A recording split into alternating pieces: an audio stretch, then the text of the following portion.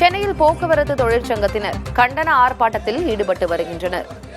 பல்வேறு சம்மேளனத்தினரும் இந்த ஆர்ப்பாட்டத்தில் பங்கெடுத்திருக்கிறார்கள். போக்குவரத்து ஊழியர் சம்மேளனம், சாலை போக்குவரத்து தொழிலாளர்கள் சம்மேளனத்தினர் இதில் பங்கெடுத்திருக்கிறார்கள்.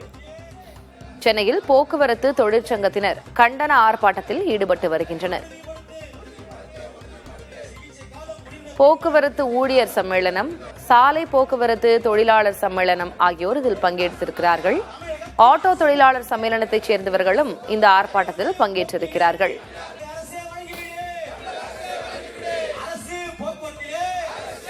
கூடுதல் விவரங்களை வழங்குவதற்காக செய்தியாளர் சுரேஷ் இணைந்திருக்கிறார். சுரேஷ், பல்வேறு போக்குவரத்து துறை சேர்ந்த சம்மேளனத்தினர் தற்போது ஆர்ப்பாட்டத்தில் ஈடுபட்டு இருக்கிறார்கள். அவர்களுடைய கோரிக்கை என்ன, வலியுறுத்தல் என்ன, எதற்காக இந்த ஆர்ப்பாட்டம்? திலகவதி, தற்பொழுது எழும்பூரில் இருக்கக்கூடிய ராஜரத்னம் அரங்கத்திற்கு முன்பாக தான் இந்த ஆர்ப்பாட்டம் என்பது நடைபெற்று வருகிறது.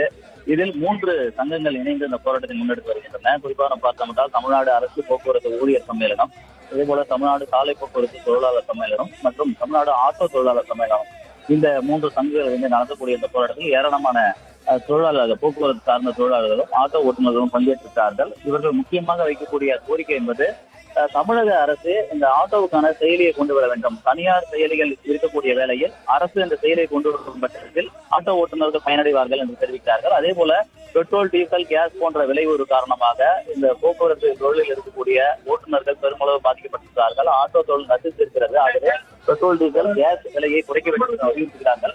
அது மட்டுமல்லாமல் எத்தனால் கலப்பதால் தங்களுடைய வாகனங்கள் பழுது ஏற்பட வாய்ப்பு அதிகம் இருப்பதால் பெட்ரோலில் எத்தனால் கலப்பதை தடுக்க வேண்டும் என்ற கோரிக்கையை வலியுறுத்துகிறார்கள். அதே போல அரசு போக்குவரத்து கழகத்தில் இருக்கக்கூடிய மீன்பேருந்துகள் தனியாருக்கு பராமரிப்பு போன்ற பங்குகளுக்காக வழங்கப்படுகிறது. இயக்கம் போன்றவை தனியாரிடம் ஒப்படைக்கப்படுகிறது.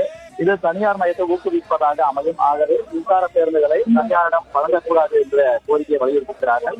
இதே போல உடனடியாக ஆட்டோவுக்கான மீட்டர் கட்டணத்தை அறிவிக்க வேண்டும் என்ற கோரிக்கை வலியுறுத்துகிறார்கள். அது மட்டுமல்லாமல் டோல்கேட் போன்ற கட்டணங்களால் தொடர்ந்து இந்த சாலை போக்குவரத்தில் ஈடுபடக்கூடிய தொழிலாளர்கள் பாதிக்கப்பட்டு வருகிறார்கள். இதற்கெல்லாம் விலக்கு அளித்து அவருடைய தொழிலை பாதுகாக்க வேண்டும் என்ற மத்திய மாநில அரசுகளை வலியுறுத்திதான் தற்பொழுது இந்த ஆர்ப்பாட்டம் என்பது நடைபெற்று வருகிறது. இந்த ஆர்ப்பாட்டத்தில் ஏராளமான தொழிலாளர்கள் பங்கேற்று தங்களுடைய கோரிக்கைகளை வலியுறுத்தி முழக்கங்களை எழுதி வருகிறார்கள். விவரங்களுக்கு நன்றி சுரேஷ்.